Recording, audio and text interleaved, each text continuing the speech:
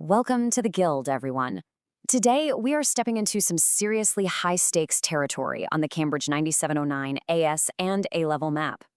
We're taking on what a lot of candidates think of as a totally unforgiving dungeon, transforming logarithmic and exponential functions, specifically those tricky power forms like y equals k times x to the power of n, and exponential forms like y equals k times a to the power of x, straight into linear form. You know, for a lot of students, this specific sector of the syllabus just feels like a trap, where they constantly leak marks. But we're not going to play it like that. We are going to treat this like a strategic open-world exam quest. Together, we're going to build your conceptual stamina, decode the exact logic the Cambridge examiners are hunting for, and make absolutely sure you secure your maximum loot, which, in this case, means top-tier marks. Think of me as your guild master for this explainer. I'm here to equip you with the absolute best mathematical armor before you drop into that exam hall. So, let's get into it. Here is our quest map for today's explainer. We'll quickly decode the math quest, master that linear form, recharge with some procedural tactics, evade those nasty examiner mark traps, and finally, lock down our maximum quest marks. Section 1, Decoding the Math Quest. Let's break down the rules of the game.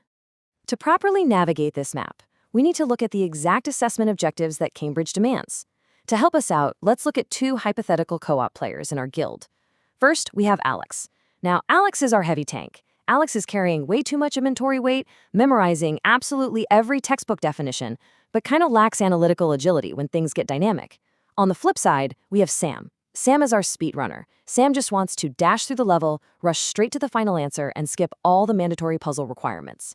Well, here's the thing. The Cambridge mathematics syllabus scales dynamically across 3 levels. Level 1 is basic recall. This is your fundamental inventory, like knowing your basic logarithm laws off the top of your head. Alex is fantastic at this. Level 2 is application, which means actually transferring that baseline knowledge to specific unfamiliar equations. And finally, the boss tier, level 3, is critical evaluation. This demands systematic analysis and evidence-based reasoning. If our speedrunner Sam just blasts past the intermediate steps to write down a final number, they completely miss the critical evaluation tier. You literally have to chain all 3 of these levels together if you want to clear the stage with an A star. Now, the command words in any Cambridge past paper are literal instructions on how to beat the level. Think of them as ancient runes. Analyze, evaluate, explain, calculate, show that. Imagine our speedrunner, Sam, glancing at a high-tariff boss prompt that explicitly says, show that the relationship can be expressed in linear form. But Sam, rushing as always, misreads it as simply calculate the gradient. By just calculating the final number and writing it down, Sam completely ignores the command to show that. That specific rune requires you to demonstrate the step-by-step algebraic manipulation. Boom, trap activated. The mark potential drains instantly to almost 0. Analyzing means meticulously breaking down the mathematical components.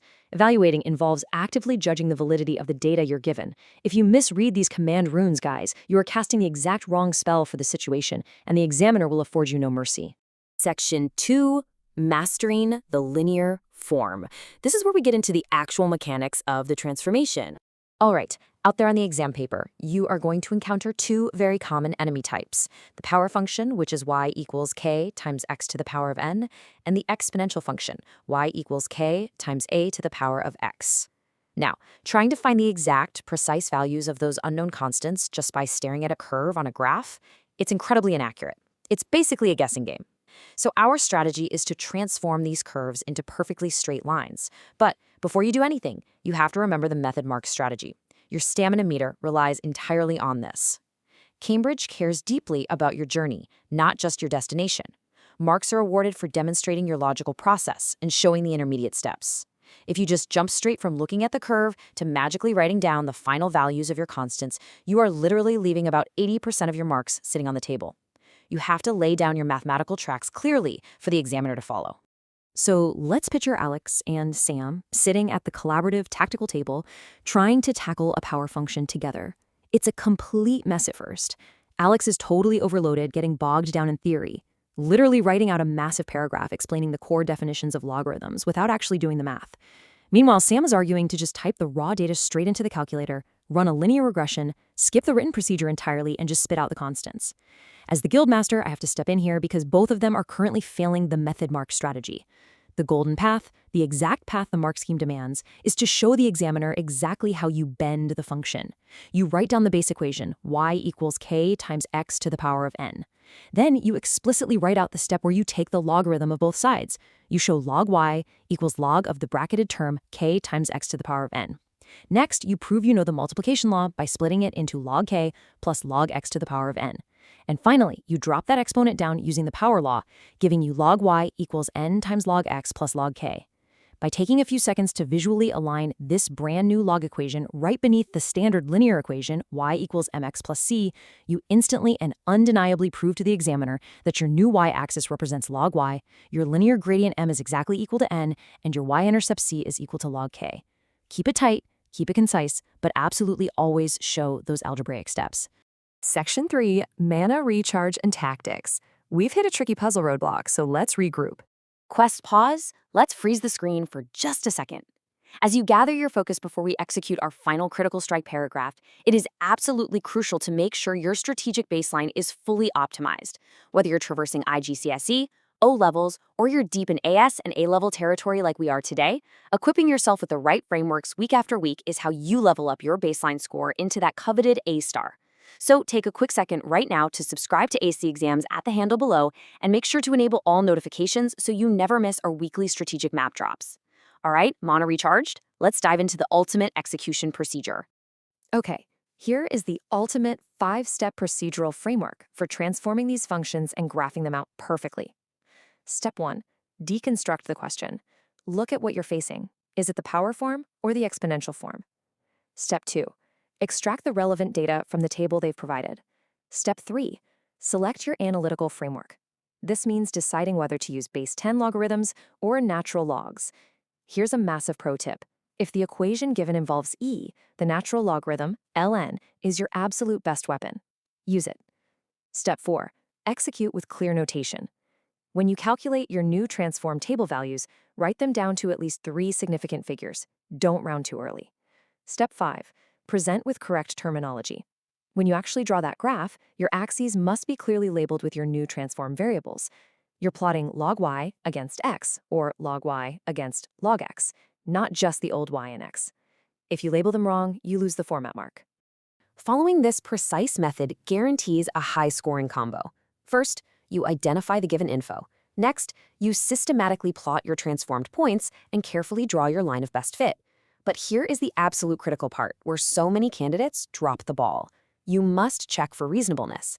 Let's say you draw your line and you find your y-intercept is 2. Okay, we established earlier that the intercept equals log base 10 of k. So log k equals 2, which means k equals 10 to the power of 2. That makes k exactly 100. Now pause and evaluate. Does a starting value of 100 actually make sense in the real-world context of the experiment they described in the prompt?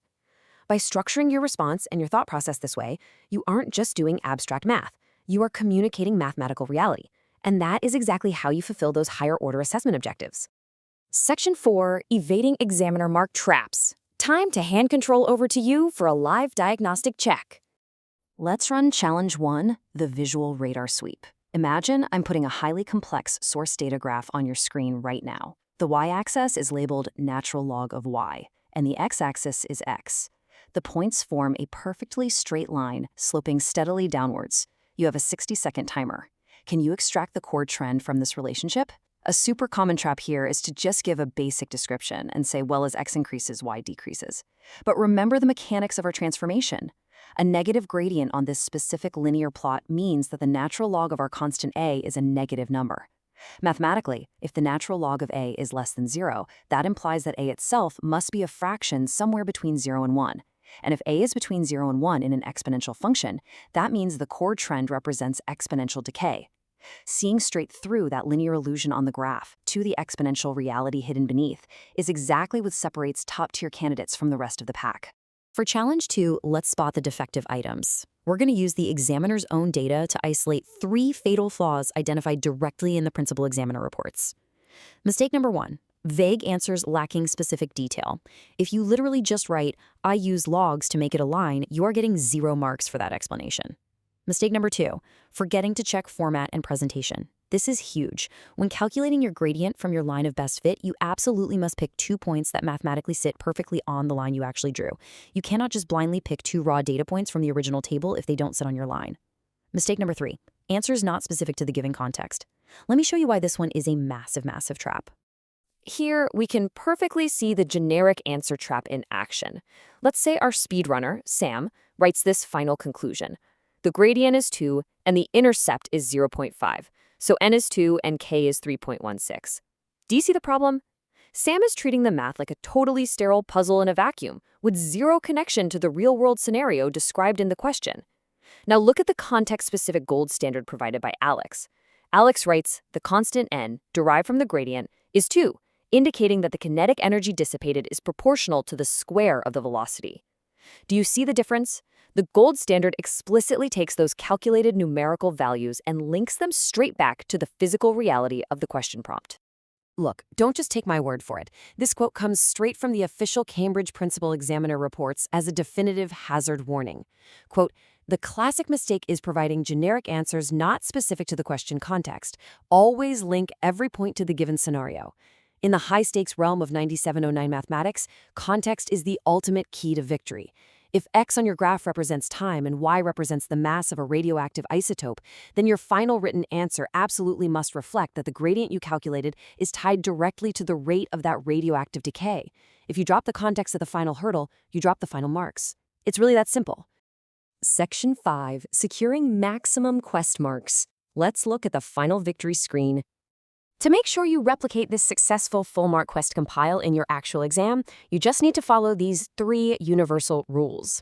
Rule 1, the pre-quest question scan. Before you write anything, decode those command words. Decide immediately if you're dealing with a power function or an exponential function, so you know exactly which logarithmic transformation path to take. Rule 2, the stamina pacing matrix. Don't rush the algebraic transformation. Take the time to explicitly write out those log laws. Show the examiner your method. Rule 3, the post-quest review checklist. Check your formatting. Did you label your new axes correctly? Did you use actual points on your drawn line for the gradient calculation? And most importantly, did you link your final calculated constants back to the specific real-world context of the question? And there you have it. You now possess the exact step-by-step blueprint to transform those complex logarithmic and exponential functions into linear form, secure absolutely every method mark along the way, and evade the contextual traps that snare so many other candidates. You have officially leveled up your 9709 skill set. But as you carry these new skills forward, I want to leave you with this thought. If a simple logarithmic transformation can completely straighten out chaotic exponential curves on a piece of exam paper, what other hidden, complex patterns in the real world can be decoded just by changing the mathematical lens we look through? Keep analyzing, keep exploring your map. Make sure you subscribe to Ace the Exams at the handle below, smash that notification bell for our weekly Level Up Masterclasses, and drop a comment right now sharing exactly which Cambridge subject and level you are preparing to conquer next. I'll see you in the next explainer.